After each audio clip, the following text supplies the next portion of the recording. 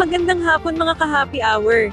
Narito ang mga balita para sa MBC TV Network News Update 4 PM edition.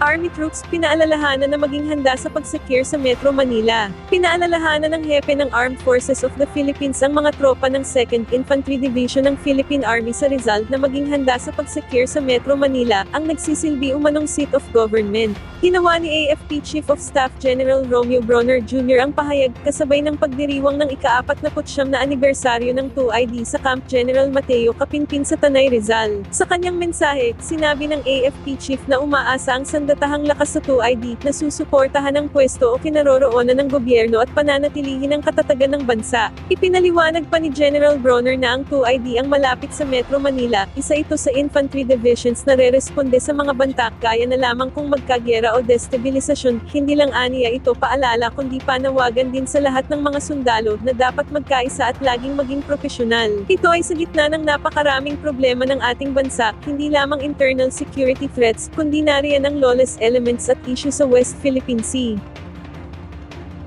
Samantala, Secretary Dizon, nagpadagdag ng nasa 1,000 buses upang ma-accommodate ang lahat ng pasaherong uuwi ngayong Holy Week. Daragdagan pa ni Transportation Secretary Vince Dizon ang provincial buses na ipapakalat sa bawat terminal sa bansa. Ito ay upang magkaroon ng mas mabilis na mobility ang ating mga kababayan na bibiyahe ngayong Holy Week. Ayon sa kalihim, inatasan na niya ang Land Transportation Franchising and Regulatory Board na i-mobilize ang mga bus na ito upang maiwasan ang fully booked at maiwasan ang pagkakaroon ng congestion sa mga bus terminal. Sa huli, hangad naman ni Dizon na mas mapataas pa ang antas ng pagbiyahe ng ating mga kababayan sa karatig probinsya, hindi lamang tuwing holiday season maging sa pang-araw-araw na biyahe. Bases ang idadagdag.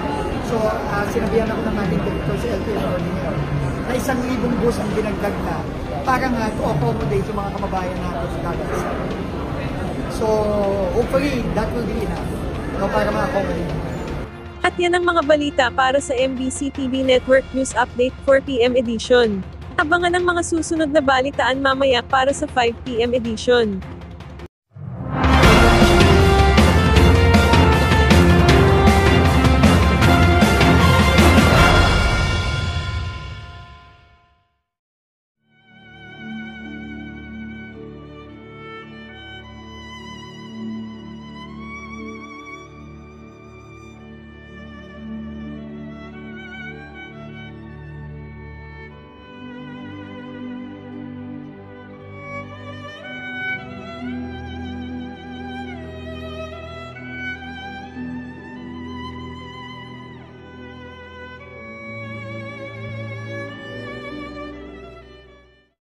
Mga ka-happy hour, kung gusto mong manood ang mga balita sa MBC TV Network News Update, mag-subscribe sa aming YouTube channel, i-like ang aming Facebook page, at i-follow sa aming TikTok account.